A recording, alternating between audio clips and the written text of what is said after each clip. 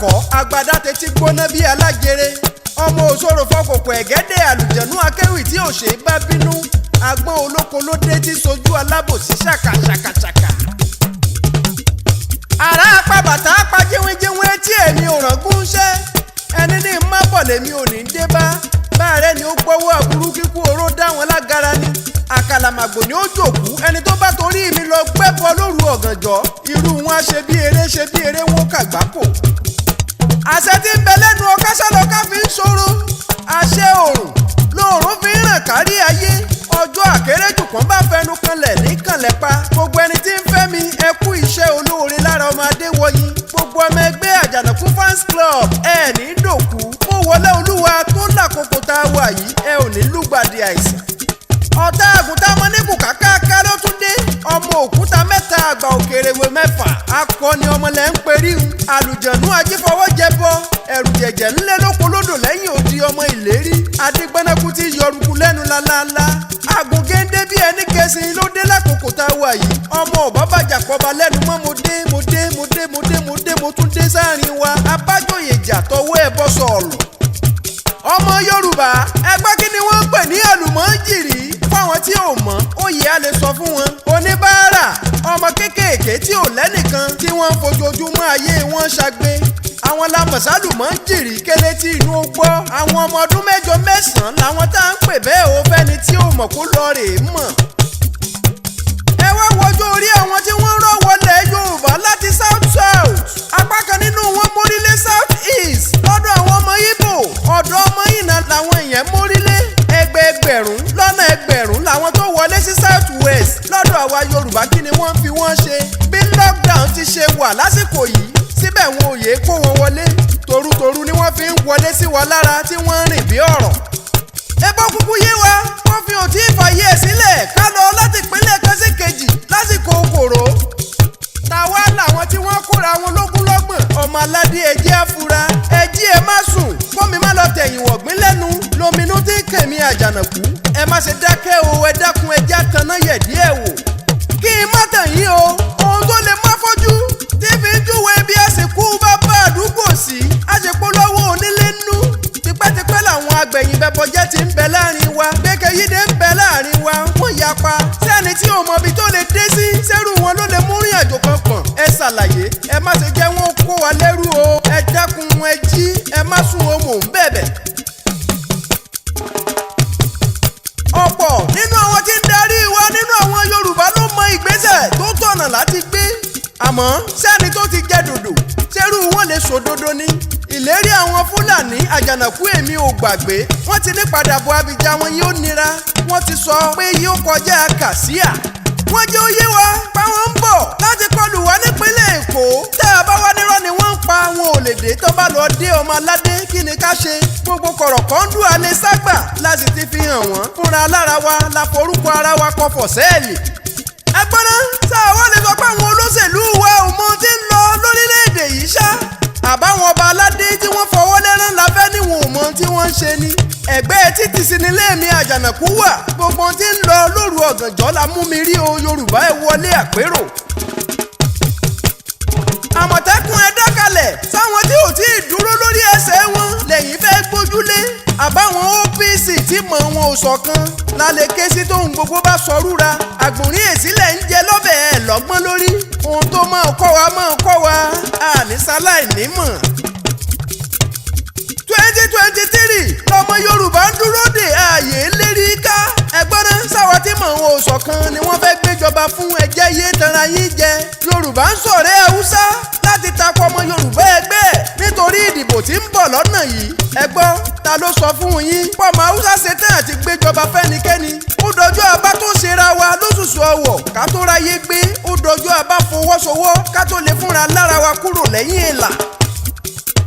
Year 2023 election ẹ̀pọ̀n àgbò tí ń mì dìgbàdìgbàdìgbà nìdìbò ọ̀hún jẹ́ ẹni tó mọ̀ síwájú ogun fún wa tó bá tàkòkò èmi Àjànàkú ó pariwo wọn síta gbogbo ẹni ó yẹ á tẹ̀lé tí mo bá parí ìwádìí ìjìnlẹ̀ mi nípa wọn Àjànàkú wọn polówó ẹ̀ lọ́jà. Dangote trailer tí ń kó bọ́ wọlé tí wọ́n rí gbà lọ́nà Ẹdó ṣe é gbàgbé ọmọ Yorùbá ẹ jí ẹ má sùn ẹ jẹ́ àjọ dira ogun fúnra wa ẹ má ṣe jí àsọ̀tẹ̀ ara wa ẹ dákun ẹ Ẹjẹ̀bùrẹ́ ẹjẹ́ múra wa ní kókó tá a bá lè fọwọ́sowọ́ la lè débi à ń lọ pẹ̀lú ìrọ̀rùn.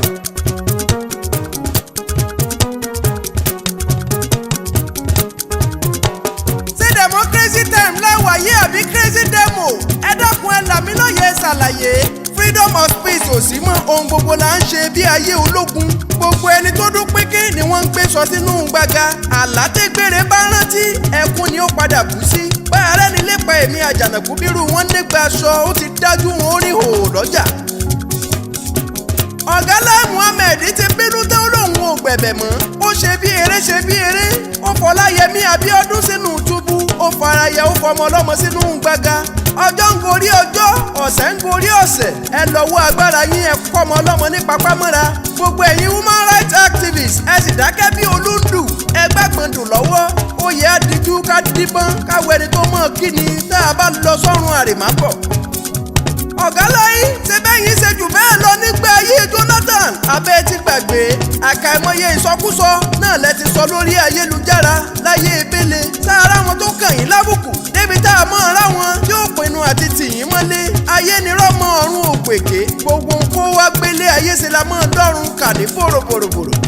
ẹ mọ́mọ́ ọlọ́mọ ẹ kò ní pọpá mọ́ra ẹ sọ́dẹ̀yẹ ìbákà bẹ́ẹ̀ bẹ̀rù àtúbọ̀tán ẹni pé ẹnu ìgbín fi kú òòṣà ni kó fi nulẹ̀ níwájú yín nítorí agbára tẹ́ ẹ ní ẹ tún sọ sínú gbàgà àmọ́ ṣá o akéwì jẹkọjẹkọ lélẹ̀ dánrú ẹ̀ lásà pẹ̀lú èmi àjànàkú kọ́ itó ò ní balẹ̀ kó padà sẹ́ẹ̀kẹ́ ẹ má fi wá wéra wọn ẹ sì torí agbára tí ń bẹ lọ́wọ́ yín ẹ sọ́dẹ̀ ní àbùkù lójú táyé ẹ sọ́dẹ̀ ní àbùkù lójú àwọn àyànfẹ́ ẹ sọ́dẹ̀ ní yẹpẹrẹ ẹni kó mọ̀ sọ ohun tí ò wá látọkàn rẹ̀ fáwọn ọmọ Nàìjà ẹ sì gbaṣọ lára ọmọ ọlọ́mọ ẹ dọ̀tí ẹ̀.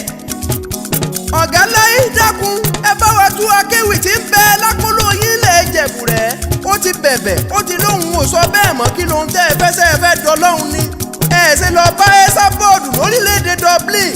kábùkù olóròǹbó má ṣe kàn yín yóò ti kí orí yín fún yín yóò ti sọ yín dẹni àbùkù gbáà. èé ṣe tó jẹ́ gbogbo ẹni tó bá ti mẹ́nu lé òdodo lẹ́yìn lépa láti tì mọ́lé báàrẹ́ ni ó dijú sọ mí irú wọn ó dẹni ẹ bọ́ra ìjẹ́tẹ́ ẹ jẹ́ tẹ̀tẹ̀ ẹ má jẹ́ dẹ́gunró èmi ò ní yé ké ẹ má fojú digun báàrẹ́ yẹ tó fojú digun irú wọn lè kúnlẹ̀ sẹ́yìn àrògbẹ̀yìn. gbogbo ọmọ ìlú Ìgbẹ́sà nílé lóko lẹ́yìn odi ẹkú àkókò yìí ẹ̀yin afọbajẹ gbogbo ìṣòro tí ń bẹ nílùú Ìgbẹ́sà gbogbo yín la kí tóun gbogbo ń ṣẹnu re mo gbọ́ pé ó ti tó di ọdún bíi 6 sẹ́yìn tí o ti sọ́ba lórí ìtẹ́ kí ló dé tẹ́ ẹ sì mọ̀ pápánlé ológun ò sí fúnrú ìlú tí ò bá lọ́ba kí ló dé ẹ dákun ẹ̀yin ọba mo gbọ́ pé kò sáwuyewuye ńlẹ̀ kò sì sọ́tẹ̀ nínú ìwádìí èmi àjànàkú tọmọ ọba bá ń bẹ́ẹ̀lẹ̀ ẹ jáwélé lórí ẹ dákun ẹ jẹ́ ká ríru wọn bí ọba ẹ béèrè ọ̀nà lọ́wọ́ Ifá ẹlẹ́rìí ìpín ẹni tó bá jọmọ ọkọ ni ó padà sórí àpèrè. gómìnà wa Abíọ́dún ẹ dákun ẹ bá wa dá sọ̀rọ̀ yìí ẹ bá wa mẹ́nìyàn àtàtà bíi Dr. Samuel Olúṣọlá Bánúsọ di ọlọ́jà ẹkùn tìlú Ìgbẹ́sà land tó dolóògbé ńjọ́sí ẹ dákun ẹ bá wa wọ́ ọmọ ọba kó gorí àlééfà. ẹ dákun Ẹjẹ̀bùrẹ́ tètè wá wọ̀rọ̀ kan fi ṣàdá lórí ọ̀rọ̀ ìlú Ìgbẹ́sà àwọn alálẹ̀ òní sọ yín sókolóbo àìlọ́ba ìyà ní fi jẹ̀lú ẹ̀tọ́ ìlú Ìgbẹ́sà òní hábó lọ́lá olúwa ẹ dákun ẹ̀sùn tó tọ́ kémi àjànàkú wá forin ewì dára. tá a bá ń sọ ń pa importer and exporter tọ́lọ́run ń gbà fún lásìkò yìí POM Peace of Mind Transport la gbádé fún lábẹ́ aláṣẹ Chief Táyéṣe Ìdú Ọ̀ṣun ọmọ wọn nílùú Èjìgbò Mr Amos Ọ̀wábóyè aka Fẹ́mi Kútì nílé iṣẹ́ wọn wọ́n import rubber slippers lónírúurú fún lílo àwọn ọmọ ẹ̀dá rubber slippers ń bẹ ní bìbà lọ́lọ́kan òjọ̀kan èyí tó ṣe rẹ́gí mọ́ni lẹ́sẹ̀ bí ẹni pé wọ́n bí mọ́ni. iléeṣẹ́ wọn ń bẹ ní Marina nílùú Èkó nọ́mbà 53 ni wọ́n fè kalẹ̀ sí head office wọn ń bẹ nípínlẹ̀ Ọ̀ṣun. tẹ́ ẹ bá ti dé sawmill Igbó Ọwá opposite gbogbo hotel tí ń bẹ nílùú Èjìgbò nípínlẹ̀ Ọ̀ṣun. ọmọ nàmọ̀pá ni gbogbo ẹ̀yin alágbàtà tó débẹ̀ déèbẹ̀ lórílẹ̀‐èdè Abidjan gbogbo yín pátápátá ńlá kí ẹ kú àfitọ́mọnìyàn ṣe. ẹ̀yin gba ẹ̀kẹ́ tí dúró tilé ẹ̀yin èjìká tí ò jẹ́ kẹ́wò ó yẹ ẹ kú iṣẹ́ takuntakun látòrí ìyá Yusufu ìyá Nafisa Kat ìyá ewé promoter ìyá ọpẹ́ pẹ̀lú madam ìyábọ̀dé àyàfẹ́mi kùtì fúnra ẹ̀. bó bá ṣe pẹ́rù lẹ́yìn sì fẹ́ kó láti ìlú èkó sábìjan tàbí vice versa ìrọ̀rùn ló bá dé. àwọn kì í ṣe ẹrù ẹni báṣabàṣa gbogbo ẹrù tẹ́ ẹ fi rán wọn kò ní dín kò ní pinyìnkì gbogbo ohun tẹ́ ẹ bá fi rán wọn ló mọ̀ pé pérépéré bẹ́gùn bá ń bẹ nígbàlẹ̀ ológbòjò lọ́ba egúngún ẹyẹ wọn kì í fò kó forí sọgi iṣẹ́ ọlọ́run ni. bàbá Mary bàbá Mercy ọmọ wọn léjìgbò dákun tẹ̀síwájú tẹlifóònù nọ́mbà wọn nìwọ̀nyí tó bá ṣe pórílẹ̀-èdè Nàìjíríà ni ẹ lè pè wọ́n sórí +234 813 707 7080 fẹ̀yìn tàbíjan ẹ lè pè wọ́n sórí 002 254 640 9102 tàbí 002 250 304 2120. a sì tún ń wá àwọn alágbàtà káàkiri orílẹ̀-èdè yìí pẹ̀lú Abidjan. oríṣiríṣi mọ́tò tẹ́ ẹ bá fẹ́ ká bá yín fi kẹ́rù. oríṣiríṣi aṣọ ní bẹ lára alágẹmọ. bó ṣe bọ́ọ̀sì ńlábọ̀gẹ̀nẹ̀ tàbí ti kéékèèké títí dórí tírọ̀kì bẹ́ẹ̀ bá ti ṣe fẹ́ ni. òkàrẹ̀ ọmọ ewu ló bí mi wọn ò gbọ́dọ̀ mẹ́mú. ọ̀sà ògìyàn ló wò mí dàgbà wọn ò gbọ́dọ̀ mẹ́mú ọ̀gọ̀rọ̀. dákun tẹ̀síwájú Ọlọ́run ló fi ṣẹ́ràn ọ. àǹfààní ti sí fẹ́yìn tẹ́ ẹ fẹ́ polówó ọjà lórí ètò Èmi Àjànàkú. ẹ bá wa dòwò pọ̀ kájọ bùgbà yín jẹ. kò sọ́jà tí mo bá polówó tàbí olóṣèlú tí mo bá nawó ẹ̀ fojú rí gbogbo wọn ló mọ̀ gbégbé ọpẹ́ o. iṣẹ́ Olúwa ni kì í ṣèèyàn. gbogbo àwọn tó ti bá mi dòwò pọ̀ gbogbo wọn ló lè jẹ́rìí ipa Èmi Àjànàkú. ọ̀rọ̀ àsọdùnkọ́ ọ̀rọ̀ ìgbéraga náà sì kọ́ gbogbo tẹ́ ẹ bá fẹ́ lọ́lọ́run ó ṣe. ẹ bá wa dòwò pọ̀ kájí ó wọ gbà yín ẹ̀ ní rágó. ẹja fún tá a ní gbéṣẹ́ yín lárugẹ kájíjọ jèrè bọ̀ nígbẹ̀yìn. oyin ṣe tẹ́ oyin lọ́nù kókó igi ìran àwọn afẹ̀mbòjò wọ́n ń lọ sísà ebè tó kọ́lé sí ń jọ́sí. mo l'Émi Àjànàkú mo fẹ́ mọ́ lọ lé bàbá mi tó bí mi lọ́mọ. èmi lọ́mọ òṣòro fọkùnkùn ẹ̀gẹ́dẹ́ àlùjẹ̀nú akéwì táyé ń wí. agbọ́n olóko ni mí bàbá tí sojú alábòsí sàkàǹkùà.